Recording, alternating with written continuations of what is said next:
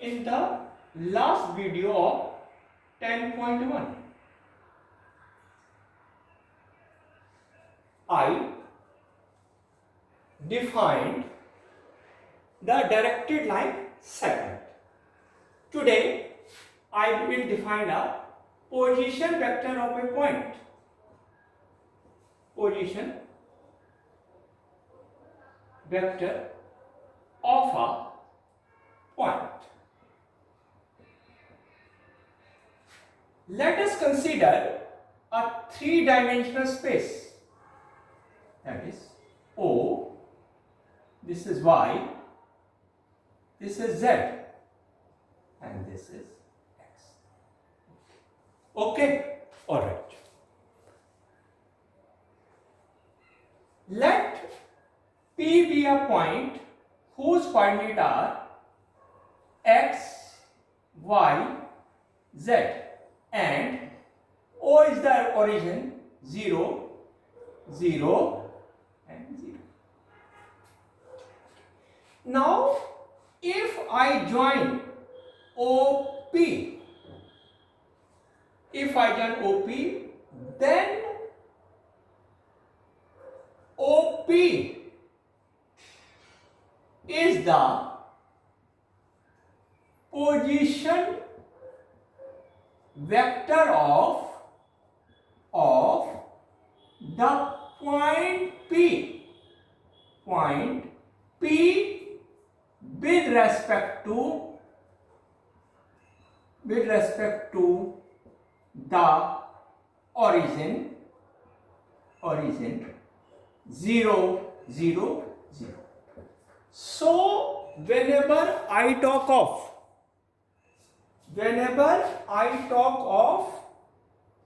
position vector, it is with respect to some fixed point, and mostly it is origin. Okay. In fact, we can also define different position vectors as, let us suppose this is point P. So I say the position vector of P is vector A. This is point Q. So its position vector is B, and this is point R, and its position vector is C. So remember, position vectors mean we have fixed the position of P with respect to some point, that is origin.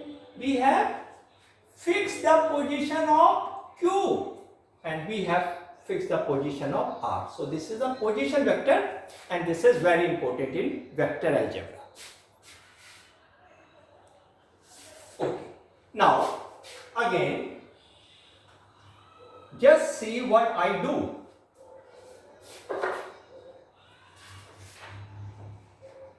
I am defining a very important thing. Let us consider this figure. Let us consider this figure. Okay, now this is the figure. Be careful, in vectors the figures are very important. This is X.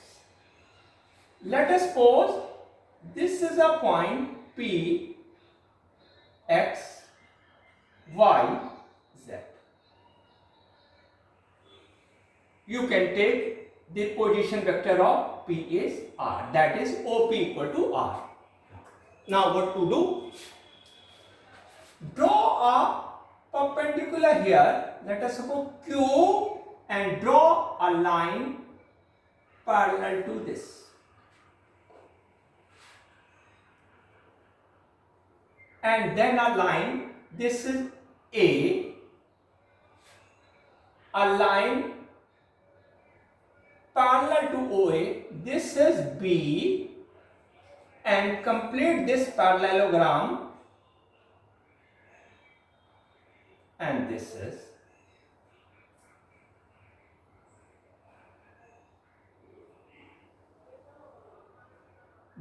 point is C. Okay. Okay. All right. Now, the first thing is I join with a scale A and P.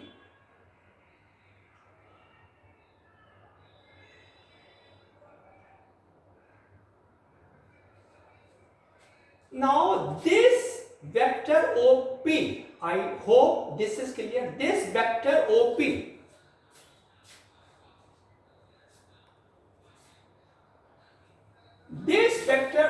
is making an angle alpha with the x-axis, beta with the y-axis, and gamma with the z-axis. So what it is doing? Let vector OP makes an angle alpha with positive direction of, we say with positive direction of, with x-axis,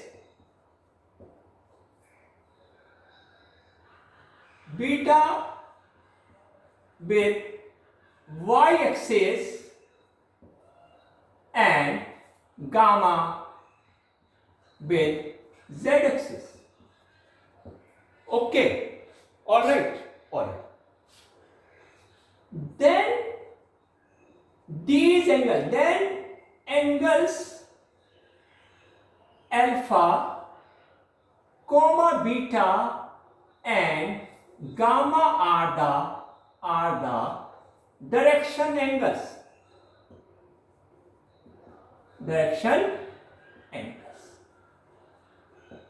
I hope the direction angles are clear. Also, cos alpha, cos beta, and cos gamma are the direction cosines.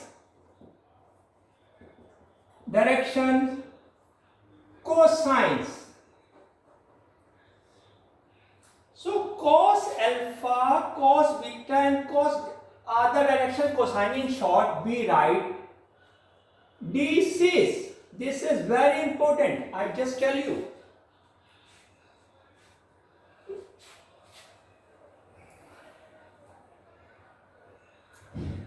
Now, these are the alpha, beta, gamma are the direction angle, and cos alpha, cos beta, and cos gamma are the direction cosines. Okay, we say let L equal to cos alpha,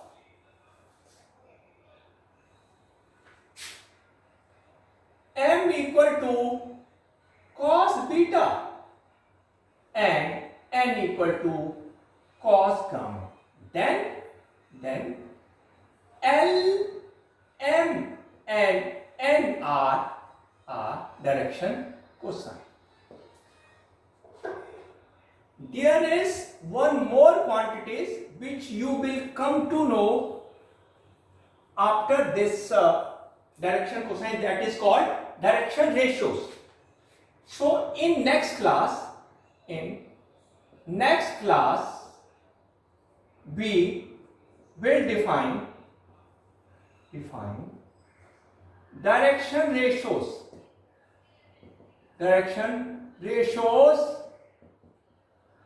In short, we say DRs. And in fact, direction ratios are proportional to direction cosines. Thank you.